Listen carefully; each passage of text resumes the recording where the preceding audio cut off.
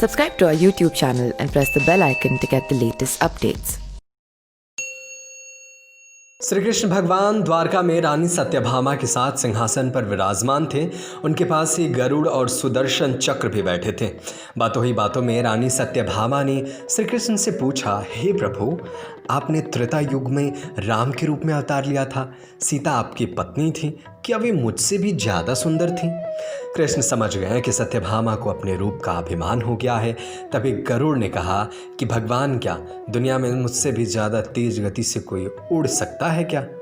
सुदर्शन चक्र से भी नहीं रहा गया। वो भी कह उठे कि भगवान, मैंने बड़े बड़े युद्धों में आपको विजय श्री दिलवाई है। क्या संसार में मुझसे भी शक्तिशाली कोई है? भगवान मंद मंद मुस्कुरा रहे थे। वे जान रहे थे कि इन तीनों भक्तों को अहंकार हो गया है और इनका अहंकार नष्ट होने का समय हो गया है। ऐसा सोचकर उन्होंने गरुड़ से कहा कि हे गरुड़, तुम हनुमान के पास जाओ और कहना कि भगवान राम माता सीता के साथ उनकी प्रतीक्षा कर रहे हैं। गरुड़ भगवान की आज्ञा लेकर हनुमान को लाने चले गए। इधर श्री कृष्ण ने सत्यभामा से कहा कि देवी, आप सीता के रूप में तैयार हो जाएं, और स्वयं कृष्ण ने राम का रूप धारण कर लिया। मधुसूदन ने सुदर्शन चक्र को आज्ञा देते हुए कहा कि तुम महल के प्रवेश द्वार पर पहरा दो। ध्यान रहे कि मेरी आज्ञा के बिना महल में कोई प्रवेश ना करे।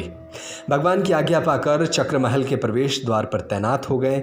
गरुड़ ने हनुमान के पास जाकर कहा कि हे वानर श्रेष्ठ, भगवान राम सीता के साथ द्वारका में आपसे मिलने के लिए प्रतीक्षा कर रहे हैं। आप मेरे साथ चले, मैं आपको अपनी पीठ पर बैठाकर शीघ्र ही वहां ले जाऊंगा। हनुमान ने विनयपूर्वक गरुड़ से कहा कि आप चलिए, मैं आता हूँ। गरुड़ ने सोचा, पता नहीं ये बूढ़ा वानर कब पहुँचेगा। खैर, मैं भगवान के पास चलता हूँ। ये सोचकर गरुड़ शीघ्र से द्वारका की ओर उड़ गया। पर यह क्या, महल में पहुंचकर गरुड़ देखते हैं कि हनुमान तो उनसे पहले ही महल में प्रभु के सामने बैठे हैं। गरुड़ का सिर लज्जा से झुक गया। तभी श्री राम ने हनुमान से कहा कि पवन पुत्र, तुम बिना आज्ञा के महल में कैसे प्रवेश कर गए? क्या तुम्हें किसी ने प्रवेश द्वार पर रोका नहीं? हनुमान ने हाथ जोड़ते हुए सिर झुकाकर कहा, आपने मुंह से सुदर्शन चक्र को निकालकर प्रभु के सामने रख दिया। हनुमान ने कहा कि प्रभु, आपसे मिलने से मुझे चक्र ने रोका था, इसलिए इसे मुंह में रख मैं आपसे मिलने आ गया, मुझे क्षमा करें। भगवान मंद मंद मुस्कुराने लगे। हनुमान ने हाथ जोड़ते हुए राम से प्रश्न किया, हे प्रभु, आज आपने माता सीता के स्थान पर किसी दासी को इतना सम्मान दे दिया। वो आपके साथ सिंहासन पर विराजमान है। अब रानी सत्यभामा के अहंकार भंग होने की बारी थी। उन्हें सुंदरता का अहंकार था जो पल में चूर हो गया था।